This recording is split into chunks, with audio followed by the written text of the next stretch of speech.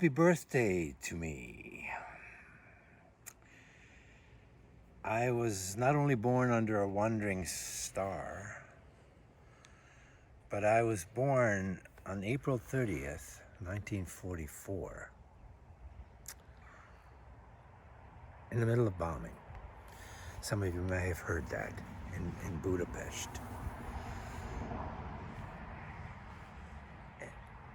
And why that is so interesting, because of the time that we're experiencing now.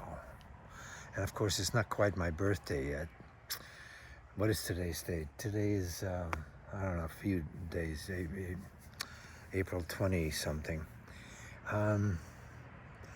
But why it's relevant and why it's so incredible to me is because, of course, what's going on in Ukraine today, and what's going on in Hungary today, and what's going on with the United States these days. And in fact, all over the world, with the strong men putting up a really strong fight against democracy and freedom, and just generally the messing up the potential that we have as humanity. I'm going to focus in on what's going on with Viktor Orban, who is like this creepy little tyrant that has taken over the fourth term of presidency in my home country. Talk about rigged elections. I don't know how Hungary's going to be able to get out of it without the decisions going in certain different directions by the United States in Ukraine against Putin. This combination of Putin, Orban, and of course Trump,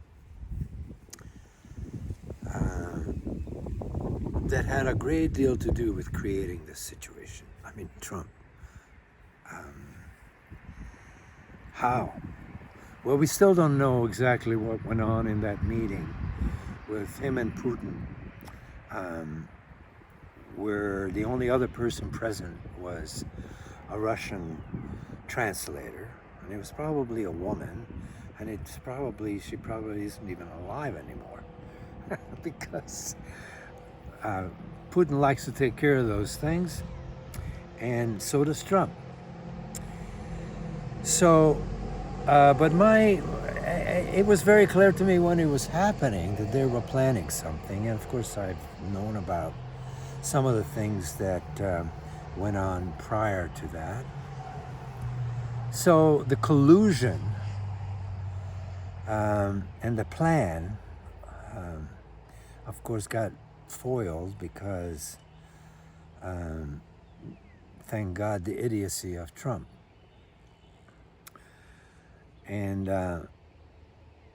but not thank God for the idiocy of the people that support him.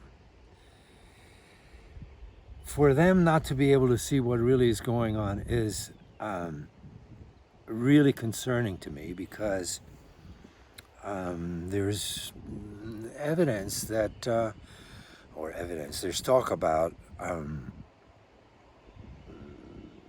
wanting to put him back in the Oval Office. And if that happens, well, good luck to us all. I don't see how that can happen, because I do have a faith in not only our democracy, but in the consciousness of human beings, the woke ones,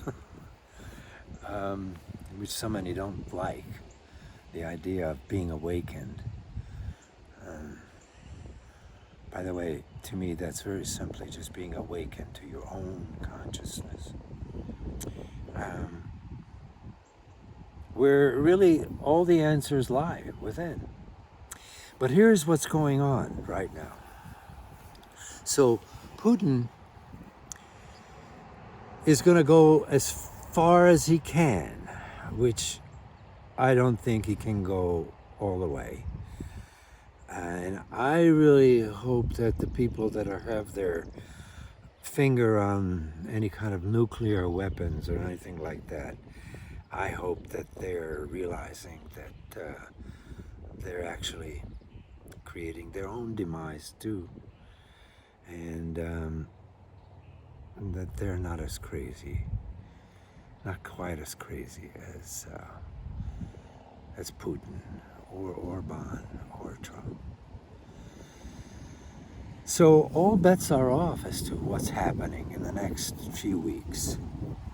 And certainly, I think by my birthday, April 30th, I think we'll have a clearer picture of what will happen. So, I wish me and all of us a happy birthday. I hope that with this birthday, April 30th, will prove beneficial to all of humanity, because we are perilously close to the end of civilization as we know it. If it wasn't for the simple fact that the age of Aquarius is upon us. And, that brings together a lot of other knowledge. Not only astrology, but astronomy and cosmology and all the other ologies that we have been creating the last couple hundred years. I'm talking about like psychology, and great advances have been made towards the knowledge of the mind from various different perspectives. And really everything is the product of our mind, and of course how we are able to use it, how we're able to come out of this mess. So invoking the last 2,000 years of the age of Pisces, and thank to Jesus Christ and his gifts to the world of love. We are at the very, very fortunate point of view that we can actually create a new humanity of heartists in the kingdom of Everland. Heartists being those of us who finally will make a commitment to ourselves, each of us, all of humanity, each of us made aware that we can make that commitment to live in our hearts with only one intention. And that is that everything that we do, everything we produce, everything that we put out in our own energies is for the good of all. So that's considering everything else, not just ourselves, but or just our family, or just anything. Certainly not our country. We have to get out of this nationalism idea of America first, or this first, or that first.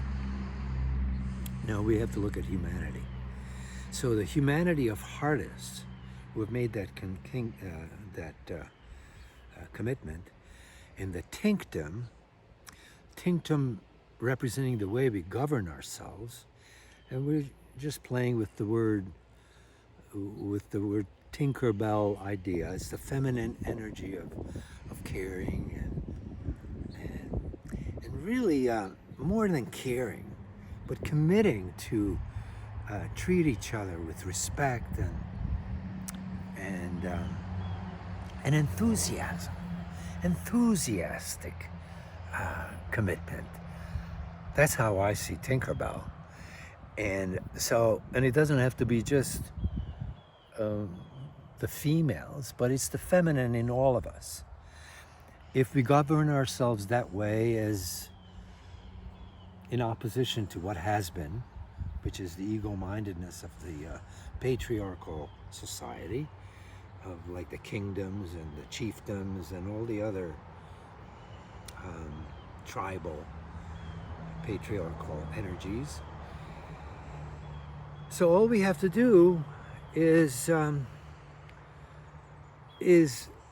start out with this feminine energy from within all of us and make that commitment of the heart, of the love that Jesus talked about. And now we have to manifest that. And once we do, we're all in Everland. And Everland, this being the heart quarters. This is the heart quarters of Everland.